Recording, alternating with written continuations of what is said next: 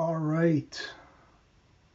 Good afternoon, ladies and gentlemen. So, I haven't been posting much lately, but there's news. There's news apparently from Vigano. He reports that Dr. Taylor Marshall, he had a podcast on that apparently Monsignor Nicola Bux, which I have several videos on this channel on, stated recently at some conference that he is in possession of letters from Pope Benedict the XVI himself to Monsignor Bux, explaining, basically denying that he split the ministerium and munus from the office of the papacy. And for those who are not familiar with the argument is that Pope Benedict, when he renounced, he did not renounce or resign the papacy as such. He did not renounce the office of Pope as such. He no longer became Pope, but he renounced the exercise of the office, the ministry of the munus. So just but maintaining the munus, maintaining the office. Obviously, he maintained his papal name. He dressed in the papal white. He lived in the papal city of the Vatican till the day he died. He was addressed as Pope. He signed his name to all the letters and correspondence as Benedict PP, which is meaning Pope and Pontiff, till the day he died. He was buried. He got the funeral of a pope. He got buried as Pope in the tomb of Pope John Paul II in St. Peter's Basilica. But apparently he wasn't Pope. Okay. Now, and of course, if he was Pope, if he did not actually resign the office, the munus, as they say, then whoever is running the Vatican, meaning Francis at the moment, would be kind of an auxiliary bishop, or a not truly the vicar of Christ, but the papal administrator of the state of the Vatican. So Monsignor Nicola Bux, apparently, according to Vigano, mentioned letters in which Pope Benedict XVI denies that he ever split the ministerium and the munus. Well, I'm going to actually say, first of all, I've got a billion videos on the subject, so I'm not going to rehash any of them. But if Monsignor Nicola Bux actually said that, and if these so-called letters are real, then, well, they're not real. The point is, I don't believe they are real, or at least we don't have the full letters, so we can read the full letter and actually know what exactly it says. There are clips and snippets of it provided by the From Rome blog website, which I'm going to show you, but it is not the full letters. And these snippets come from some Twitter account, so we don't even have the full letters, if, again, they are genuine. And the point of the matter is, I don't believe that Benedict XVI actually mentioned these words at all, because Monsignor, and these letters are supposedly from 2014. So Vigano says, well, how come you waited 10 years before you even revealed them, or actually even mentioned them, without actually revealing them? And the other thing is, why did Nicola Bux in 2018, so 4 years after these so-called letters proving that Benedict denied he ever split the papacy or just resigned the ministerium, kept the munus, kept the office, why did Monsignor Nicola Bux in 2018 explicitly state that we don't know? It might be we need to have an examination of the juridical validity, meaning the legal validity, of Benedict XVI's renunciation, whether it was full or partial. Because if it was partial, it was null and void. Now, why would Nicola Bux, 4 years after supposedly getting these letters, make such a statement? Which obviously means these letters do not say what some people are attempting to say they say. So, here's quickly, this is from Aldo Maria Valli's website. If you want to read the full article by Archbishop Vigano, the Disassembled Papacy, Emeritus Munus Ministerium. I agree with most of it. There's a couple of things which I don't agree with, but that's fine. So it is and this was published November 30th. So as I gave you just basically the nugget, the sum of it. Basically, in my opinion, no. Monsignor Nicola Bux would not in 2018 call for a legal juridical examination of the legality and validity of the resignation of Benedict, whether it was halfway or full, if these were true. If these letters where Benedict explicitly denies him splitting the papacy in two are true. And again, we don't, even if let's assume they're true, did Benedict actually himself write these letters? Or were they touched up and sent to him, sent out? And I'm going to close the video by basically recoding a thing which I've quoted a billion times before, which is Monsignor Gerrit Gonswein, which is the personal secretary of Benedict XVI for years and years. He was with him till the day he died in 2016. So 2 years after the so-called letters, he explicitly stated that Benedict XVI did not abandon the office of Peter, which was for him impossible, an impossible thing to do after his irrevocable acceptance of the office in 2005. And he basically echoes what Pope Benedict XVI himself says in his last audience, where he says, yeah, I gave up this ministry, the exercise of the ministry, but this did not revoke what I have received in 2005, which is the office of the papacy.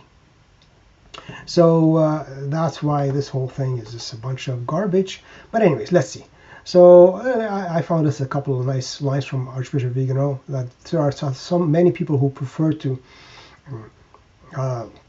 shore up a castle of lies and deceit rather than having to face questions about a past of connivance, silence, and complicity. So he talks about the exchange of letters, which supposedly, during a meeting of the Renaissance Mediterraneo Hotel in Naples with Catholics from local Cotus Fidelium, held this past November 22nd, 2024. So supposedly this happened November 22nd, 2024. Monsignor Nicola Bux mentioned an exchange of letters with Pope Emeritus Benedict XVI, dating back to the summer of 2014, which supposedly constitute the definitive denial of the various theories that are out there about the invalidity of Benedict's renunciation. But as I said, why in 2018 the same Monsignor Nicola Bux says we got to actually examine the legal status of the renunciation, whether it was full or partial. Because if it is partial, it is null and void. So if you had actually these letters which prove that there was no split, that actually Benedict resigned the actual papacy, the actual office, the actual munus, why would even Nicola Bux mention it in 2018? And why wouldn't he have produced the letters proving it?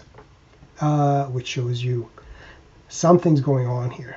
He's a good priest, he's a good theologian, but something is going on here. We don't know what it is. So Vigano says, why did Monsignor Bux decide not to properly disclose Benedict XVI's response when Benedict was still alive and able to confirm and corroborate it? Why not? And instead to reveal only its existence without disclosing its content. So we really don't even know the full content. He just says, so we have these leaked letters, portions of a leaked letter. Who knows if they're real or not, these leaked portions, but without, Vigano says, without disclosing its content, almost 2 years after his death. So why would he hide this authoritative and very important declaration from the Church? Well, really from Benedict and the world. Why would he not reveal it, this very important declaration, for the Church and the world? So I'm going to let you read the whole article. I can put a link to it, or you can just search for it. I'll put a link for it. I'll do it to it. And Vigano says that he was actually talking with Cardinal Walter Brandmüller in 2020, January 2020, in which Cardinal Walter Brandmüller, again, who was not very happy about the emeritus thing, which again mentioned previously in other videos, says that the young professor Joseph Ratzinger, who became Pope Benedict XVI, was developing the theory of the Pope Emeritus. So it's a theory. It's never existed in the entire history of the Church, as Gonswein himself says in 2016. And he says this is not like Celestine resigning the papacy. This is completely unique.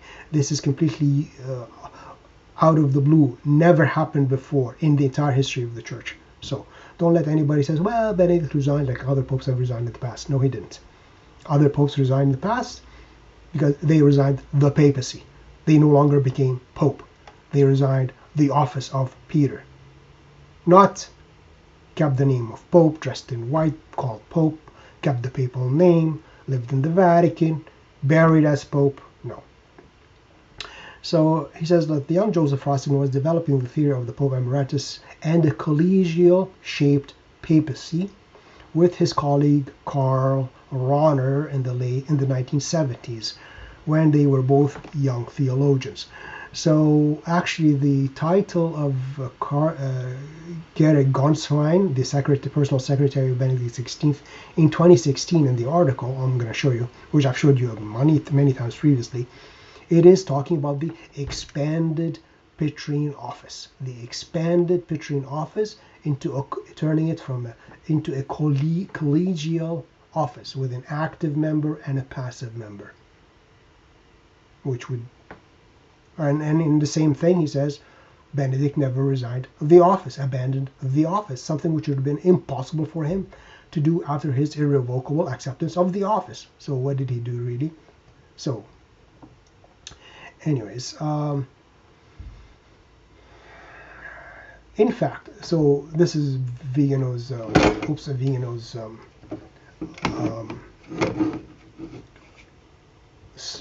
opinion, which is true. He says the fact that the resignation has created immense confusion in the ecclesial body, meaning the Church, and has handed over the See of Peter to its destroyer. Benedict has handed the See of Peter to its destroyer, which in any case is something Joseph Ratzinger has been a part of. So Benedict XVI cannot be held innocent. He handed the See of Peter to its destroyer. And I have in a previous video, there's a prophecy of Saint Francis of Assisi, in which he predicts somebody who is not canonically elected to the papacy, who will be a destroyer. And we have the first ever Francis as Pope. Kind of makes you think, huh? Now, and he talks about the canonical monstrum, like a monster of Pope Emeritus. So he discusses that for a second. And it must be said that this is kind of out of information. I'm adding it because that's absolutely true. The institution of the episcopate emeritus bishop is also a canonical monstrum, because with it, the diocesan, meaning basically it's like, yeah, you reach 75, you resign your see. Why? I am the father of the church, of the local church. The bishop, as St. Ignatius of Antioch teaches at the beginning of the church, says the bishop is like the Christ of the local church. He is the successor of the apostles. He is the father. You can't say, well, you're too old now, go away. We're going to choose another father. No, the bishop is the successor of the apostles in the local church till the day he dies. It must be said that the institution of the episcopate emeritus, which was, I think, introduced by Paul VI, is also a canonical monstrum, because with it the diocesan bishop sees his jurisdiction frozen on the basis of age upon reaching the age of 75, contrary to the centuries-old practice of the Church from the beginning of time. No bishops resigned unless for heresy, or deposed for heresy or apostasy or something like that. Same thing goes with the popes. So he goes through other things, which I'm not going to deal with here. And then he talks about Professor Enrico Maria Radaeli, that he says, which is an in-depth study, that this arbitrary bipartition of the Petrine mandate between munus and mysterium renders the renunciation invalid. Yeah, well, Benedict, if you read it, he explicitly renounced in his declaratio, his declaration. It's not his resignation, his declaration of 2013. He says the papacy, the office of pope, has an active part and a passive part, an administrative part and a part of prayer and suffering. So he gave up the active part, the administrative part, the governing part, which he states in his last audience while he was still pope. He is interpreting his own papal decree in 2013. He specifically says, I gave up the power for governance, but I remain in prayer and suffering. So, and in his declaratio, in his declaration, he specifically does that division of that single office into governing and prayer and suffering. So he gave up the power for governance, but he maintained the prayer and suffering. So he maintained part of the office. So that's why he remained to be called Pope. And actually, Gonswein explains all these things. So in the letters, supposedly, Benedict says he did not want to separate the munus and ministerium because it is in contradiction with Benedict's own admission that he has based the papacy emeritus on the model of the episcopate emeritus, which is precisely based on this artificial, impossible split between being and doing. The Pope between being and doing the bishop.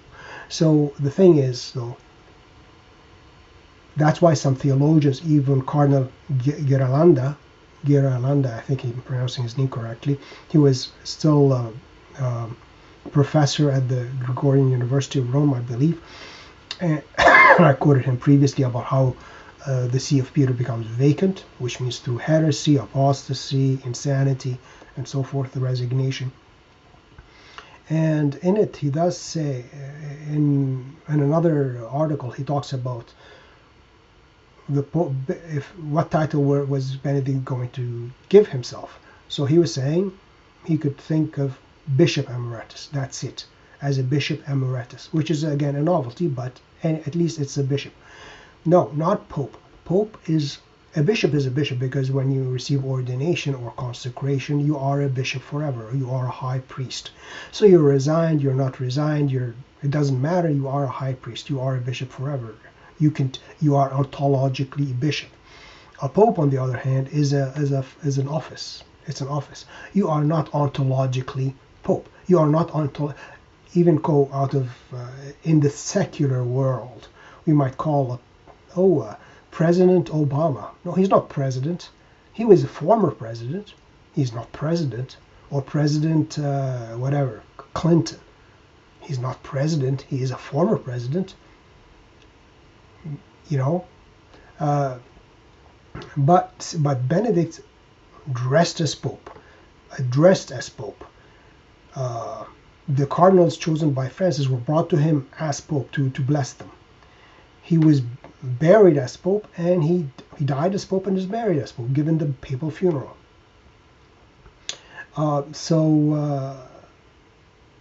So the Pope as an office, as not being, but Benedict himself in an article with Peter Sewald, his biographer, and I did do a video on that one too. He talks about, for himself, Benedict believed that the papacy, he was ontologically Pope. He became Pope. It's like an eighth sacrament.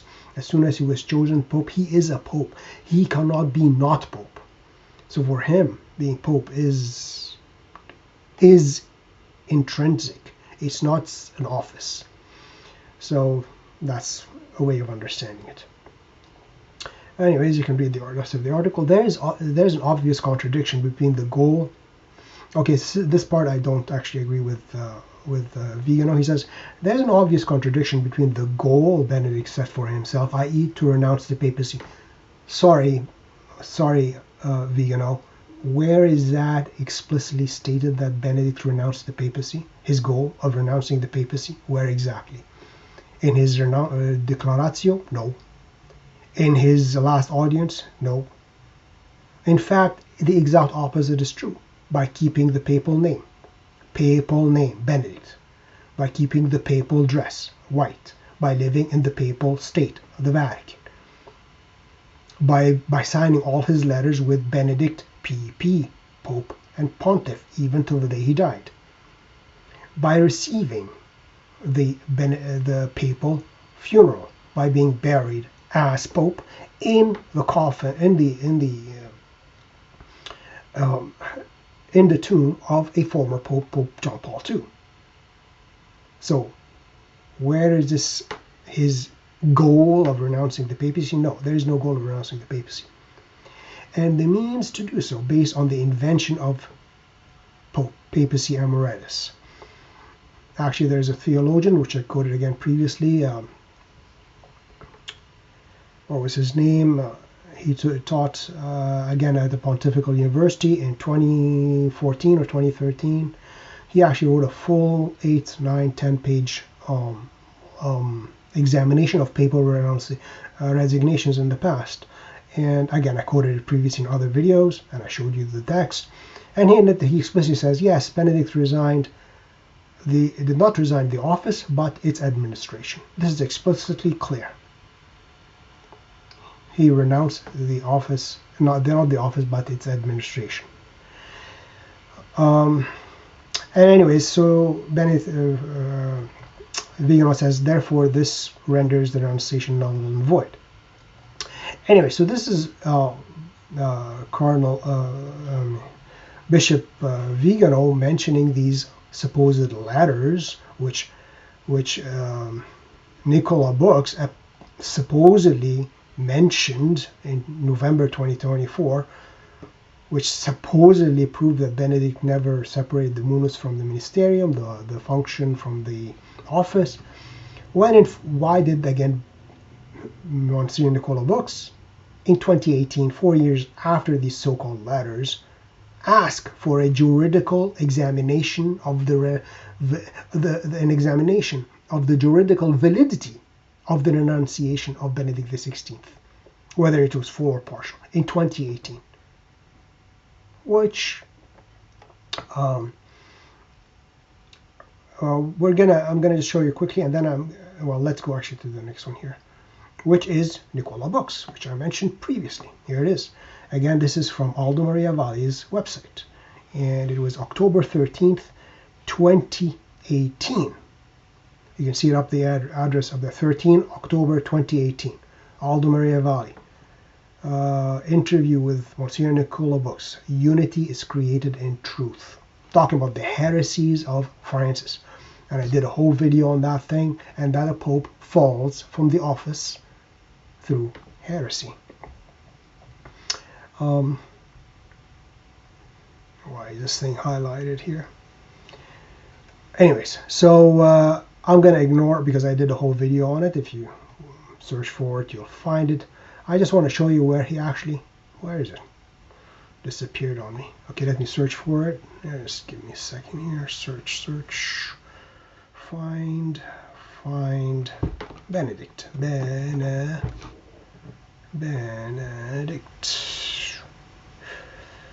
Okay, here it is. Here it is. In short, many practical difficulties. The question was about declaring Francis a heretic and thus the See of Peter vacant. That was the gist of the rest of the article. Anyways, so he says, in short, many practical difficulties. That's all Aldo Maria Valli is saying.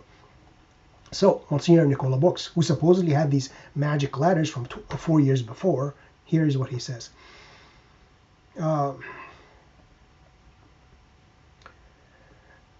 Perhaps, here it is, I'm going to highlight it here, perhaps, and I say this precisely from the practical point of view, it would be easier to examine and study more carefully the question relating to the juridical validity, meaning the legal validity of the resignation of Pope Benedict XVI. That is, whether it was full or partial, halfway. I'm just giving up the power for governance, but maintaining the power for prayer in the single office. I'm going to be part of the contemplative part of the single expanded Petrine ministry, Petrine office. As someone has said, or doubtful, his resignation being doubtful, since the idea of a sort of collegial papacy, which in 2016 exactly what Gonswein has mentioned, seems to me decidedly against the dictates of the gospel. So here is Monsignor Nicola Bux in 2018 explicitly calling for the examination of the validity. I'm going to just read his words again. We need more questions. We need to examine and study more carefully the question relating to the juridical validity or invalidity of the resignation of Pope Benedict XVI, and that is whether it is full or partial, halfway, as some have said, or doubtful, since the idea of a sort of collegial papacy seems to me decidedly against the Gospels. So here's Nicola Bux. So what are these magic letters, which supposedly he is talking about, that Benedict never attempted to create a collegial papacy, or split the papacy, or resign one part and keep another part? Where were these so-called letters in 2018 when he supposedly had them in 2014? All right. Actually, I'm just going to go with the From Rome website, and then we're going to finish with Gonswein's little mention of it, and who better than the author of the the Declaration himself, Benedict XVI, to say what he really meant. So this is From Rome website from December 12th. 2nd of December 2024, Monsignor Bux, Pope Benedict validly resigned. His letter to me proves it. Well, why did you 40 years later call for the examination of the validity or invalidity or even the nullity of his so-called resignation? So here this author, Brother Alexis Bugnolo, quotes again what the Aldo Maria Valli, Archbishop Vigano's letter, part of it. So I'm going to just skip that part. And then he says, the stunning claim of Monsignor Bux I cannot find on any website or video platform, so I cannot quote what he is exactly saying or not. So we don't even know the exact words of Nicola Bux or exactly what he said. We don't know. The letter to Pope Benedict XVI, Monsignor Bux, August 2014, excerpt.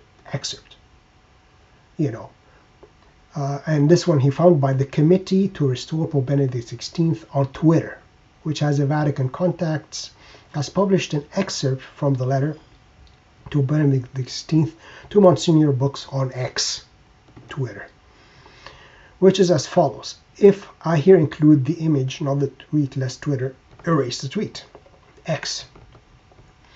So again, this is from an X account of an excerpt of a letter which Nicola Bux 4 years later, basically, if he actually had it, we don't know even the full letter, so we don't know exactly what it says. And anyway, so he says, basically in it, to say that Benedict is replying to Nicola Bux as to say that in my renunciation I had left only the exercise of the ministry and not also the munus is contrary to the clear dogmatic canonical doctrine. It is true, if yes, it is contrary, and therefore if you actually just gave up the active exercise of the ministry but did not abandon the office, which would have been impossible for you, then your whole renunciation is null and void, Benedict, and thus Francis is not Pope. And then he talks about the diocesan bishop and Bishop of Rome, which I mentioned previously. What is the Pope Benedict trying to say? Until we have the full letter from Monsignor Nicola Bux, we really can't tell. We can't tell. And then plus, is this letter even real? Is it authentic? Which again would mean, probably means no, because 4 years later, Nicola Bux himself was calling for a juridical examination of the validity or invalidity or the doubtfulness of the resignation of Benedict XVI, whether it was halfway or partial, or trying to split the papacy into a collegial papacy. And then he again talks about Monsignor Bux, about who quit in 2018 during public conference. That would be easier. Actually, it was not a public conference. It was the interview with Aldo Maria Valli. It would be easier to prove Benedict's renunciation was invalid than that Pope Francis is a heretic.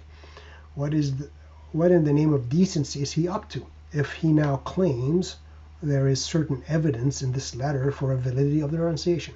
We don't really know what's going on here, if he even said that.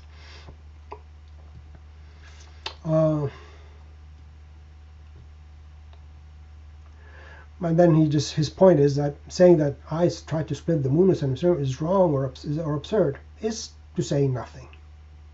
Because you can say, well, I really didn't want to renounce that, or you can read the whole thing. If this is true, I will bet. Now, if he says,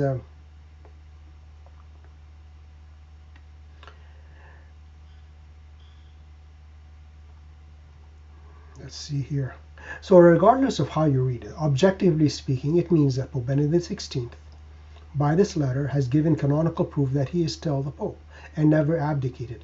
If this is true, I will bet that the letter to Monsignor Bux is signed Pope Benedict XVI, or Benedict Peep Pope and Pontiff, as he signed every single letter of his till the day he died.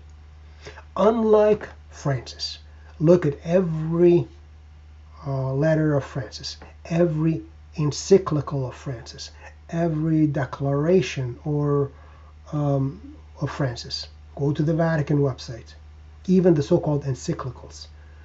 He only signs Francis, not Pope and Pontiff, just plain Francisco. He knows his place, basically. All right, so this is the so-called letter, just the excerpt from X account, and we have no idea where that come from. So I'm going to finish with Monsignor Gerrit-Ganswein, and of course, the grand finale is Pope Benedict XVI himself. So this was from 2016, May 30th, 2016, complete English text of Archbishop Gerrit-Ganswein's expanded Petrine office speech. Expanded Petrine office speech. I've gone through it previously, so I'm not going to do that. All I'm going to do, actually, I'm going to, let me see if it is still highlighted or did it disappear on me. I think it was closer to the end. Oh, here we go. So,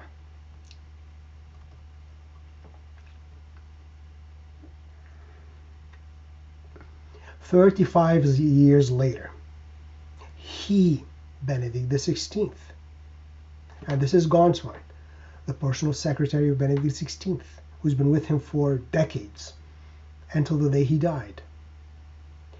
He has not, 35 years later, Benedict XVI has not abandoned the office of Peter, which is the in canon law, I forgot the numbers now, 320, number 2, or whatever it is.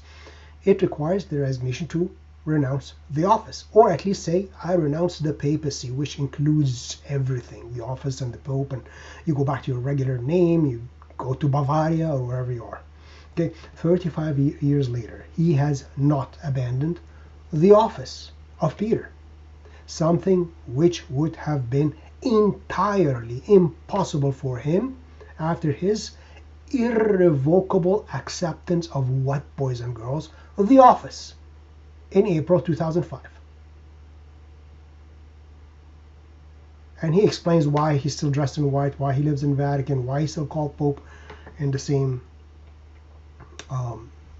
thing, which I dealt with many times previously.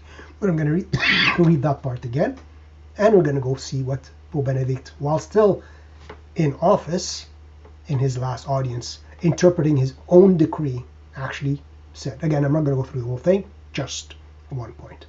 So again, about the expanded Petrine office, Gonsoin says, 35 years later, Benedict XVI has not abandoned the office of Peter, something which would have been entirely impossible for him after his irrevocable acceptance of what? The office, when? In April 2005. All right, so that's what Gonsoin said. Now, we finish up with Pope Benedict XVI himself in his last public audience. Let me see if I can expand this a bit more. All right.